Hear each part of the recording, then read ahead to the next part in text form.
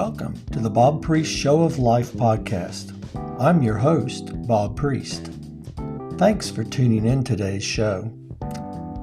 This podcast is dedicated to individuals and professionals who desire to learn more about the subject of health and wellness, as well as alternative technologies to better health and vitality. Let's get started.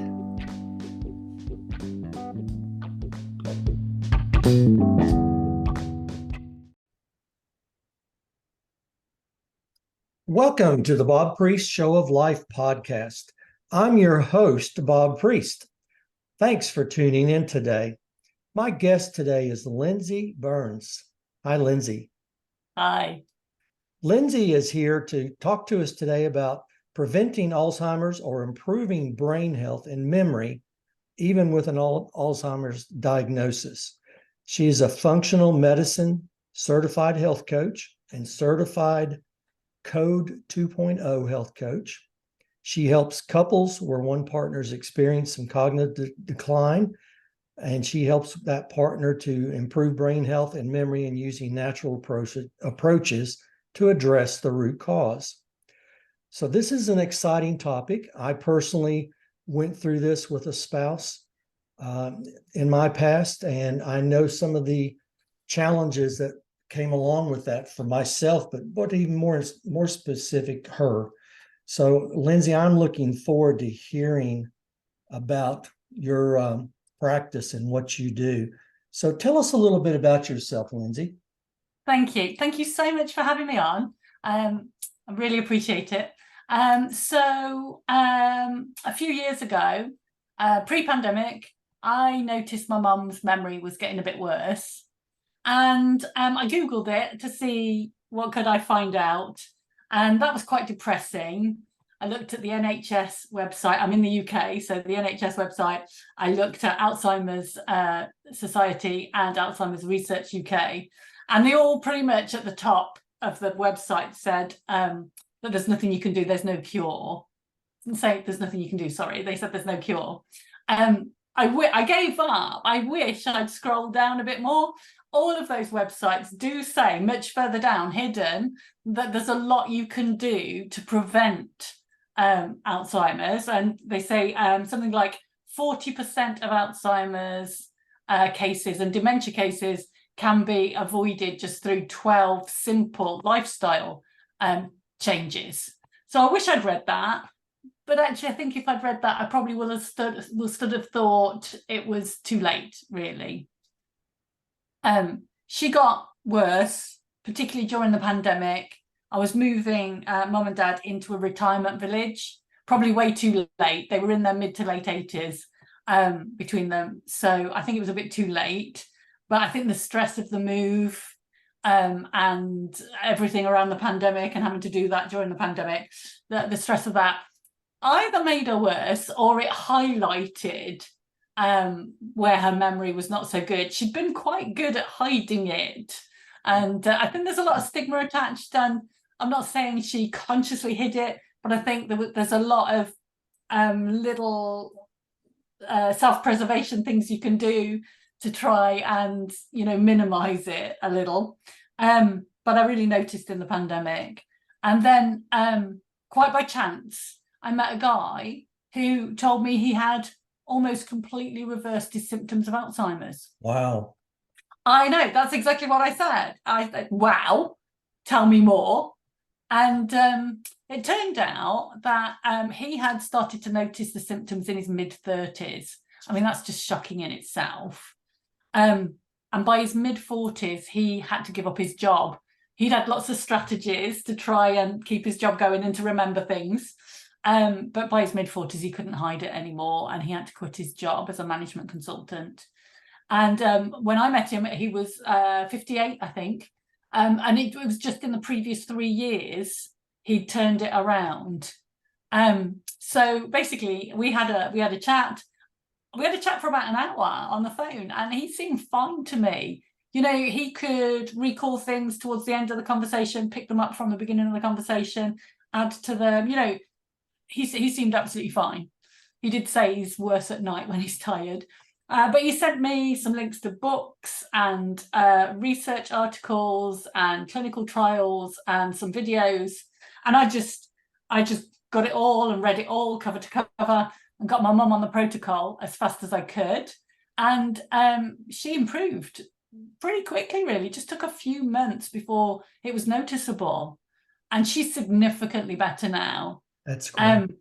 I know, and I had a bad time in the pandemic. My leadership development business and coaching business pretty much fell apart in the pandemic. So I was a bit lost and I didn't know what to do with myself. And it was just obvious. As soon as I saw how well Mum was doing, it was just obvious that I had to tell more people about this, because it feels like nobody knows this is possible. I didn't know it was possible. Nobody seems to know it's possible. And I feel like everybody needs to know. Well, that's number one, it's exciting in one respect that unfortunately this situation pushed you into a place that you needed to find some answers, and you found some answers. And thank goodness it was soon enough that you could have an impact on your mom's life. You know, I did not have that success on my situation, but you know, when you're thrown into that, you know, and you've been there, it's you sink or swim. And it was pretty devastating time for me but also she had a different form of type of dementia. So were you a health coach prior to finding this, or did that come about as you were learning about the Alzheimer's and dementia side of things? So I was a coach, but not a health coach. So I was used to coaching executives and coaching teams. Okay. So the transition to health coach was perhaps a little bit easier for me than maybe others. But yeah, I found the protocol, which is by a doctor called Dr. Bredesen. And they have practitioners that they train, doctors who take this extra qualification and learn to apply the protocol. And obviously I'm not a doctor.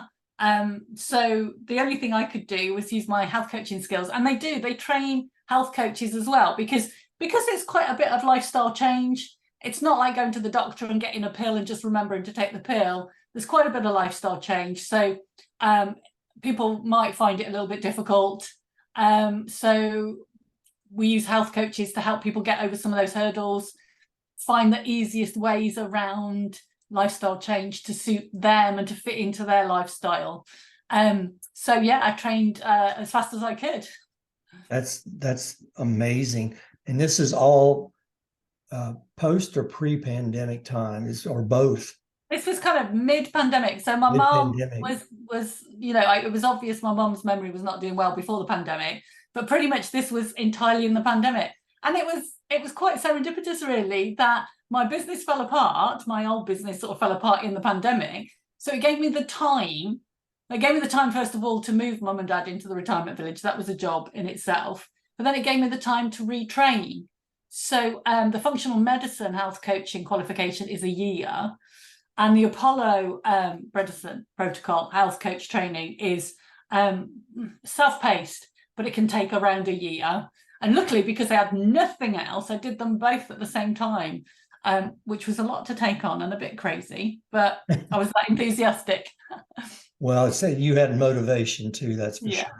Yeah. You know, I've always heard that when one door closes, another one opens. Yeah, I think that's absolutely right. Yeah, you were obviously in the right space mentally and physically to go through that open door. So congratulations to you on that. So, yeah, I'm sure that this area of your expertise can go a lot of different directions. And because in your bio, I was reading that about preventing and improving Alzheimer's. There's also the self-care side. There's brain health at any age, brain fog and menopause, etc. I want to specifically dive into the improving memory, the Alzheimer's disease. I'm at that age of life that obviously I'm going to be, I'm thinking about that. I don't think I'm in that category yet, but who knows? But yeah, I definitely have those brain fog moments, and I have that area of you're trying to get a sentence out or a word out and you have a block. Yeah. And so I want to spend some time around that. Um, what let's talk about that a little bit. It's kind of talk about, you talked about protocols. I don't want you to go through all of them because we need to leave some for people to contact you and learn more about it, but maybe a couple of them. What are some protocols that you use to help these areas? And tell us a little bit about it, how you use it, and why it's important. Yeah, absolutely. So I know you're a pretty healthy guy. You look after your diet, and I know you exercise. I mean, there's two obvious things that everybody needs to look at. But in terms of diet, if I dig into that, a real cornerstone of the Bredesen protocol is diet. And people might be a bit surprised to hear that it's the ketogenic diet. It's specifically called Keto Flex 12-3 because it also involves some fasting. So you're fasting for at least 12 hours overnight, which might sound a lot, but it's not that bad. You know, if you stop eating by about 7 o'clock at night and you don't have your breakfast till 7 a.m., you're done. That's fine. That's the 12-hour fast. The 12-3, the 3 is stop eating at least 3 hours before you go to bed so that your digestion's well and truly on the way. And then it's really about eating a ketogenic diet. And the reason for that is we're actually evolved to not always have carbs and sugar at hand. Back when we were cave people, you know, during the summer, we'd be eating fruit. During late summer, there'd be an abundance of fruit. We would eat loads and loads of fruit. As sugar, our glucose would go sky high. That would trigger insulin, which would make us store that sugar as fats to stand us in good stead through the winter. And then we would be not eating any sugar in the winter. There was none to be had. And so we would be in a state of ketosis where our body would be using up the fats that we've got stored and using ketones as part of that process for fuel for the brain. So sugar is fuel for the brain, but so are ketones. And actually, as we age, the older we get, the less able our brain is to use glucose as a fuel source. Now, you probably know lots of people in your family, older people, who get a bit of a sweet tooth in their older age. And Absolutely. that's their brain driving them to get more fuel because we're not getting any fuel. But we're actually designed to have whole periods of time over the winter where we're using ketones for fuel. And those ketones, actually, our brain never loses the ability to use ketones for fuel the way it does with glucose. But we just don't get the opportunity these days. There are carbs and sugars in everything we eat. Absolutely. So that's one of the key things that you can do. If you can get into ketosis, and, you know, if you are a little bit insulin resistant, if you're on the way to diabetes or pre-diabetic, that'll clear that right up as well. That's interesting. I remember back when I was quite a bit younger, I went on the Atkins diet. Yeah. And that back in that day, it was all about going into ketosis. Yeah, exactly. And I dropped a tremendous amount of weight quickly because I did it. It took the first 2 weeks was hard. Yeah. Once I got through that first 2 weeks, the rest of it became so easy and it just melted. So that's interesting though, that's one of the key. Of course, I've always heard that sugar is well, I have a nurse friend that says sugar's like cocaine. Once you get it in, you just keep having, you become insatiable. Yeah. And so getting that out of my diet has been a big part of my life, is getting as much sugar out of my life as possible. And like you said, it's everything. So it's hard. You have to really know what you're looking for. Yeah, you really do. You have to learn how to read labels and understand these words that make no sense, that a lot of them are some kind of or form of sugar, whether it's artificial or intended to be real.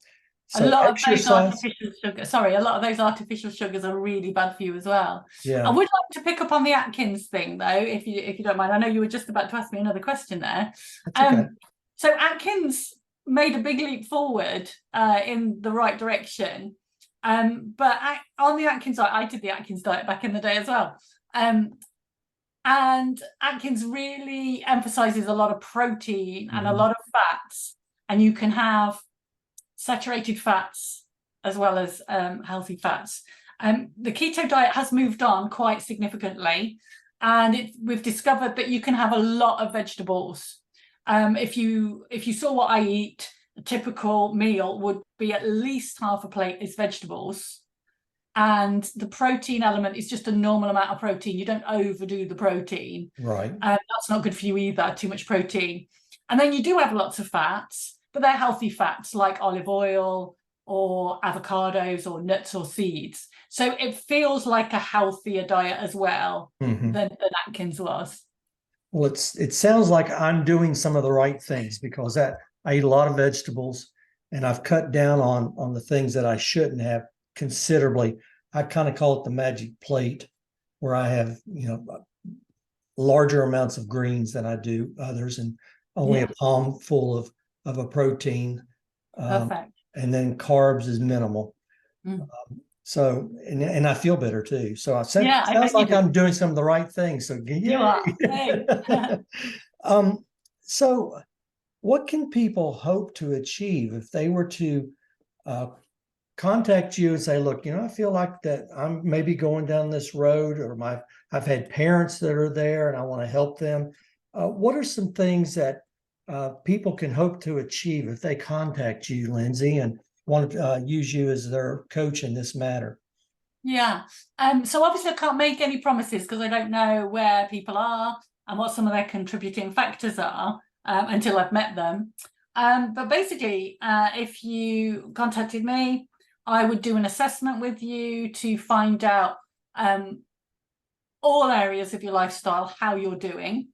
And between us, we would agree what you wanted to prioritize and what you want to work on. And sometimes that might be picking off the easy things that just give you some quick wins. But alongside that, it depends where you are. If it's just prevention, that would probably be enough. And we would look at lifestyle and resolve all of that. If you had some cause for concern, if you were starting to notice a bit of brain fog, I might get you to see a doctor. And if you definitely knew things were not right, whether you've got an Alzheimer's diagnosis or not, or a dementia diagnosis or not, because some people just don't like to go to the doctor and get that diagnosis. Sure. I'd send you to a practitioner who could do blood tests, hormone tests, toxin tests. And it's kind of up to you whether you want to go down the road of a DNA test, but we can get some good information from DNA testing as well to establish what the root causes are. Because there'll be some things that we need to overcome via supplementation. So I'll give you a couple of examples. It turns out my mum is not good at processing B vitamins, so she has to take pre-methylated B vitamins. So these are, if she just took B vitamins, she could eat as many greens as she likes, take as many B vitamins as she likes, but her body just wouldn't know how to use them. So she has pre-methylated B vitamins. She's got 2 genetic SNPs for that, so she definitely needs that much help. I've got one of those. She's passed one of those on to me, but that just means I eat a lot of greens and I eat a little bit of methyl support just to help my body to methylate those B vitamins. So it would be things like that we're looking for so that we can address the root causes. And basically, we do everything we can all around your lifestyle, get you on some supplements to help overcome any root causes. We do a lot of brain training together because basically it's use it or lose it. So you need stimulating activities. And for any of your listeners out there who are thinking, I'm okay, I do the crossword every day, or I do Wordle every day.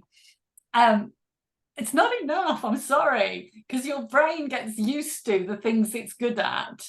Your brain needs a challenge every day. So if you're good at word puzzles, you need to do some number puzzles. Or if you're good with music, you need to learn to dance.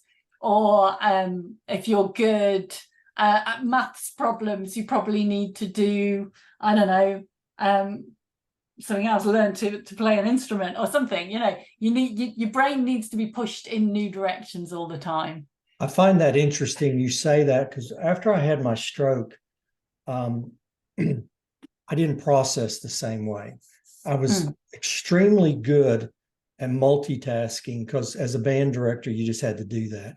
you've got a room full of kids, 50, 60, 70 kids, different instruments, different rhythms going on, different things happening that you had to dissect and take in and then give information out. And after the stroke, I didn't have that anymore. And I realized that rather quickly. And so processing things like they used to just didn't happen. And over the time since that stroke to now, I have learned many of those things. I know that's a deficit. And so I push myself in areas to make me do something that I don't do very good so that I can learn to do it. I do a lot of these different puzzles, but I do different variations of them.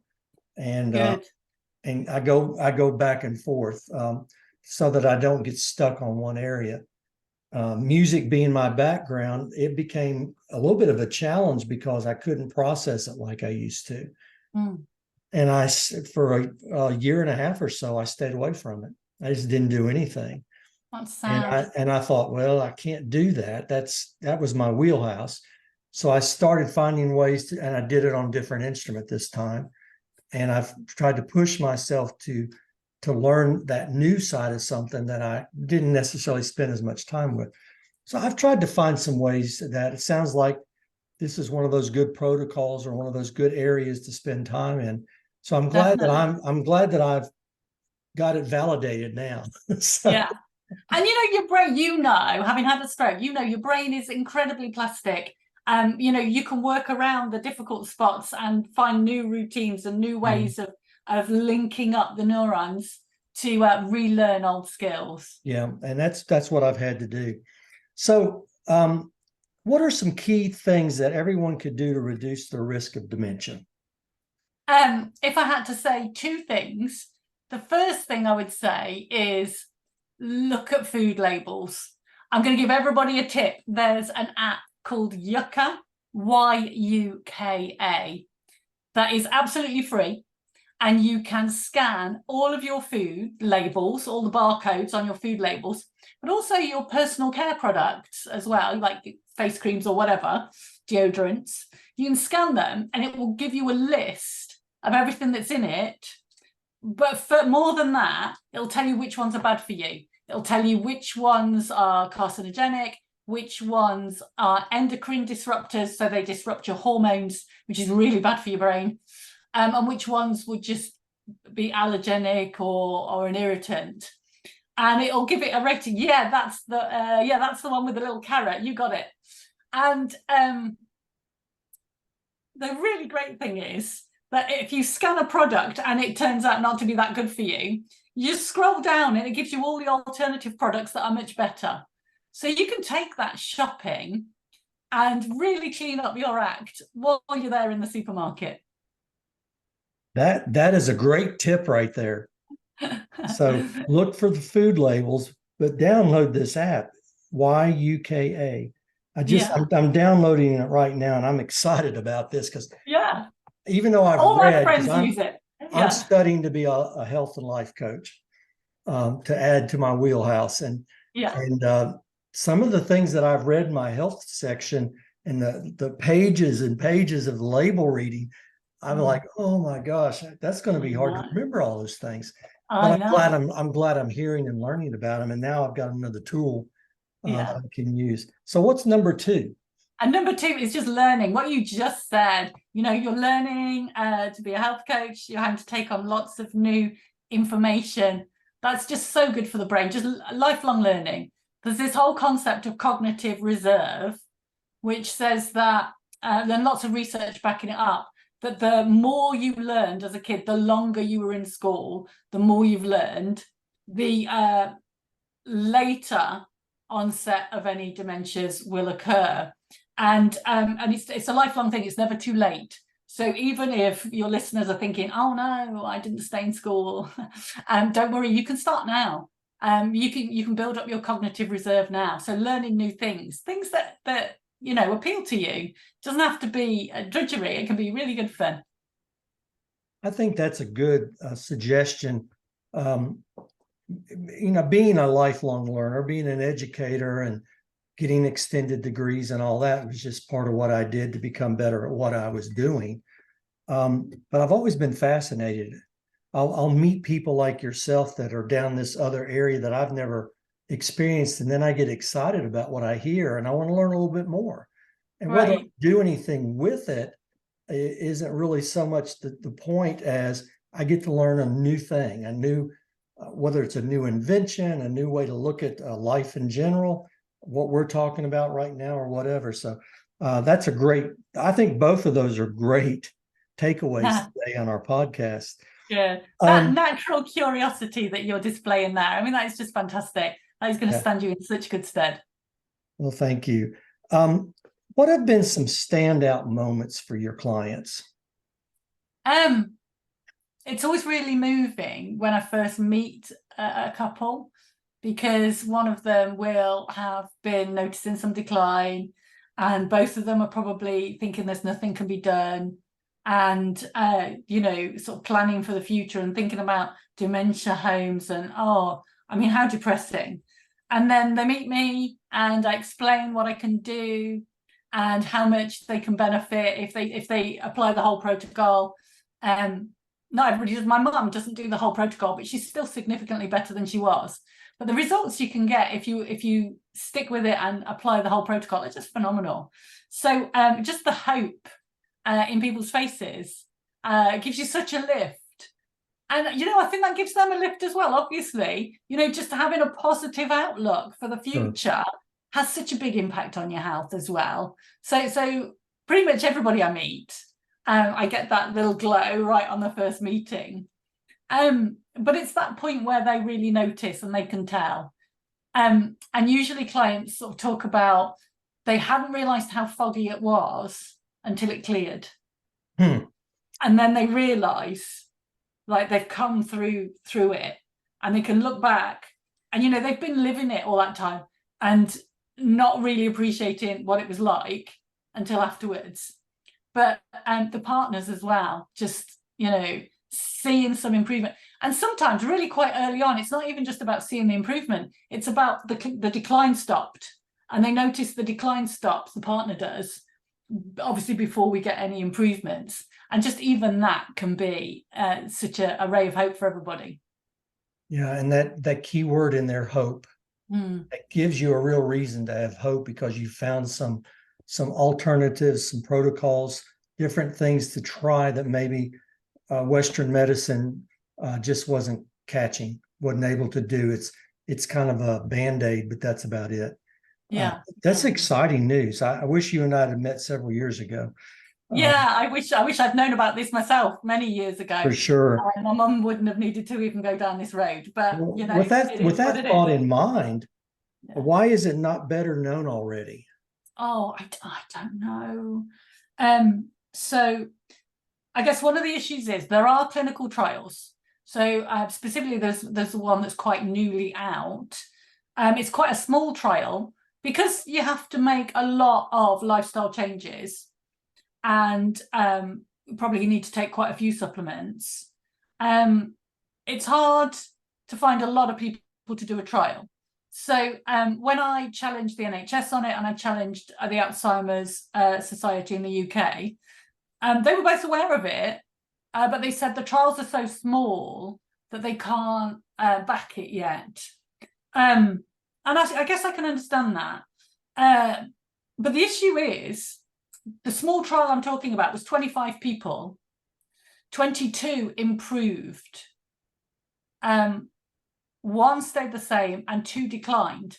But even the 2 that declined, they declined so little compared to the natural decline you normally get in Alzheimer's.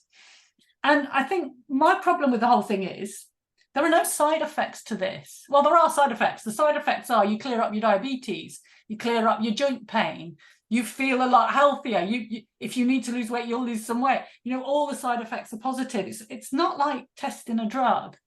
So I've got to say, I find it really painful that it is so slow to get this out. So you said in that clinical trial, 25 people, and 23 of them had a change. 22 improved. 22 of them improved.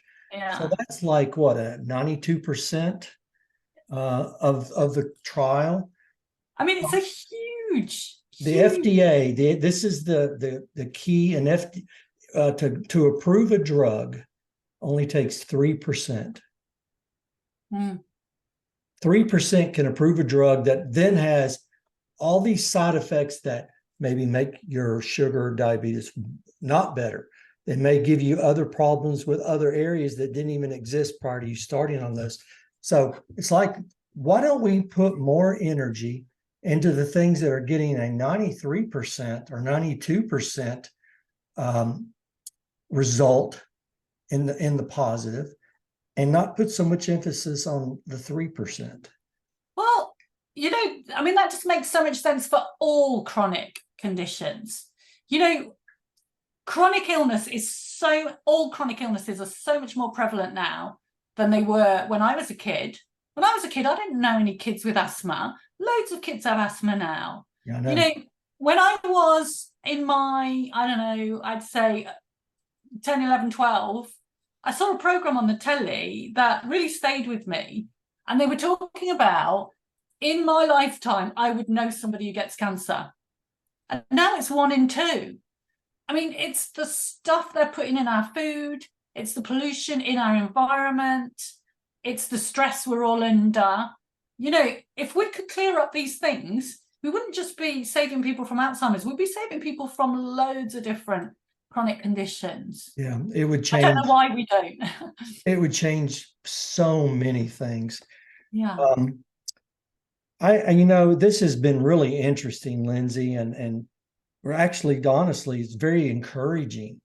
And I hope that people get to hear this on our podcast, and that they, if they run into folks that need help, I'm definitely going to keep my ears open.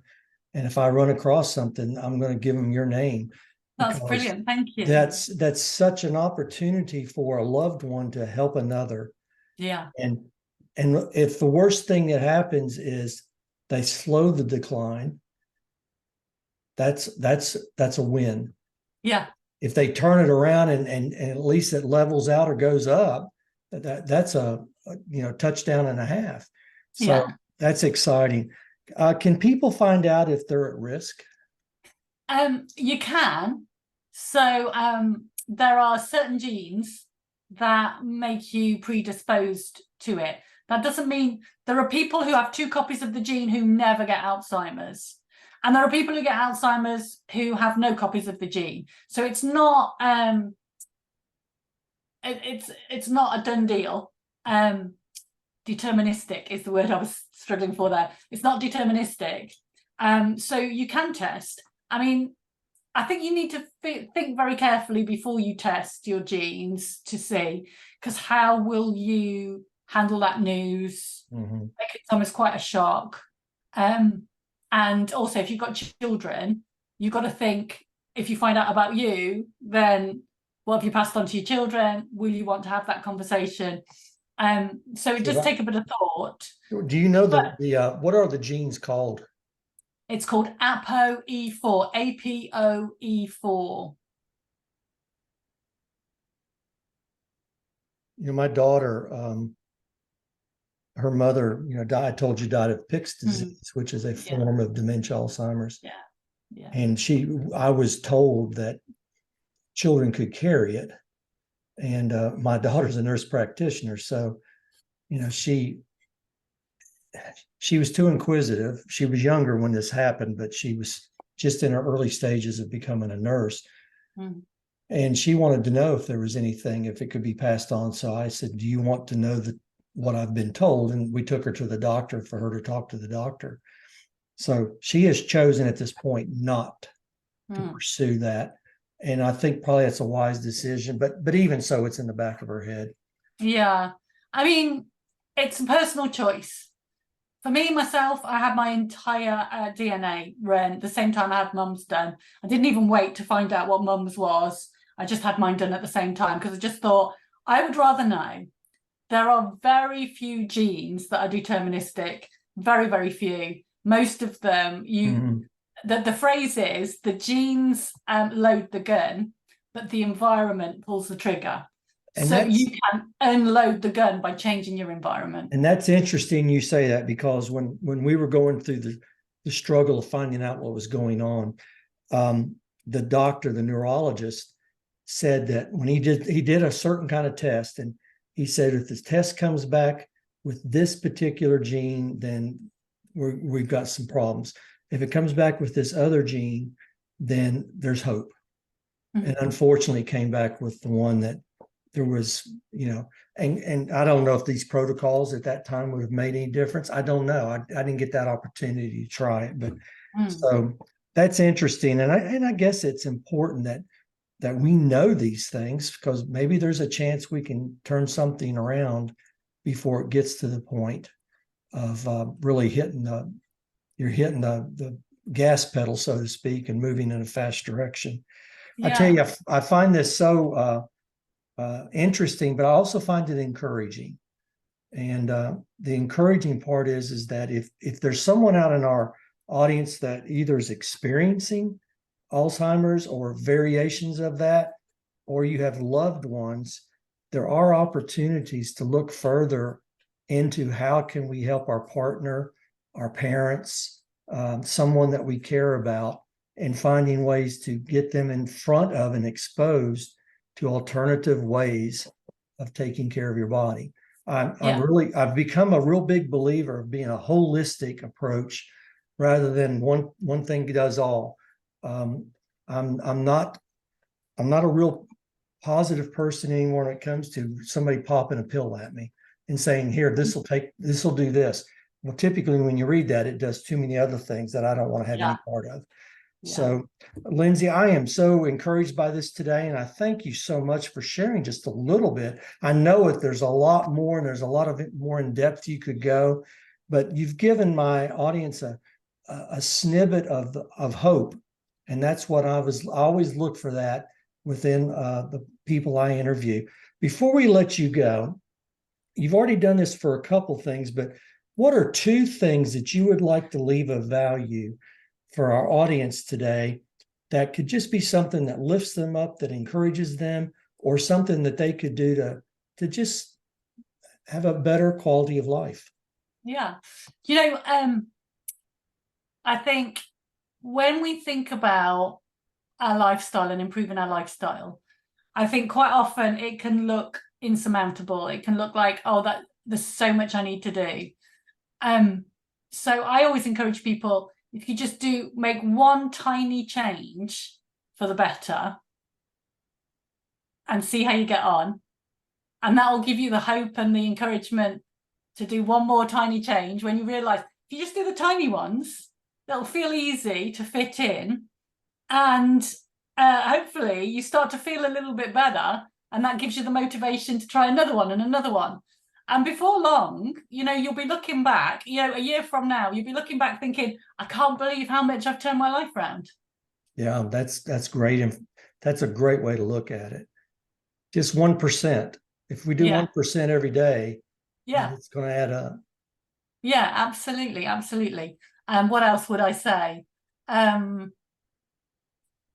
Life's about enjoyment as well. We get a lot of cognitive workout just from social interactions. Just going out with your friends and talking to people is an amazing workout for your brain. It doesn't even feel like it's hard work because you're just talking, right? But your brain is having to understand what's being said, also to see the nuances of the body language and to kind of interpret that. Plus, whatever somebody is saying to you is sparking lots of ideas and memories in your own mind. So that's firing up lots of neurons. It's an amazing workout. So go out and have fun as well. Those are 2 great pieces of value that I think our audience can take and chew on this week. One of the reasons I love doing these Zooms, I'd rather do this than a phone call because I can watch the person that I'm speaking with and see the nuances of their face and how they interact with our wordplay and stuff like that. And I retain better because I'm a very visual person. So it helps me to hear what you're saying because I get to see what you're saying. That's extremely cool. Listen, I'm going to put all this information that you shared with me about how people can reach out to you. But if there's one place you would really like our listeners to go to check out who you are, what you do, and get more information, which would be the one you would tell them to go to? Well, if I can tell you about two, Okay, two's fine. they can come to my website, which is www.thecognitivehealthcoach.co.uk. I know that's quite a mouthful. Sorry about that. And there's lots of information on there. There's videos of me talking. There's lots of other information about how, and lots of resources as well to help you improve your brain health. And then if they want to, they can join my free Facebook group. So if you go on Facebook and look for Hope in Alzheimer's UK, that's free to join, and you'll be meeting up with lots of people like yourselves looking for tips and techniques, and I'm regularly in there posting new advice and answering any questions. That's great. And I'll post this on the description in my podcast, so you can have that accessibility to those and have the correct spellings and everything. Lindsey, thank you so much for participating in this conversation today. And it's nice to make new friends across the pond, and to get to know people, and the positive work that you're doing to help people just have a better quality of life. So bravo to you. Oh, thank you. Thank you so much for having me on. And it's been a pleasure meeting you and learning about your journey, and making new friends. And you've done so much work for yourself. You're a shining example. Well, thank you so much. I appreciate that. So folks, to learn more about me and my mission to educate the public about integrative medicine and other alternative healing modalities, go to www.bobpriest.life. That's BOBPRIEST.LIFE. And while there, read a blog or two and check out the Bob Priest Show of Life and all the other episodes that I've had. Lindsey, thank you again, and say goodbye to our audience, and then we'll call it a day. Thank you. Thank you. Bye, everybody.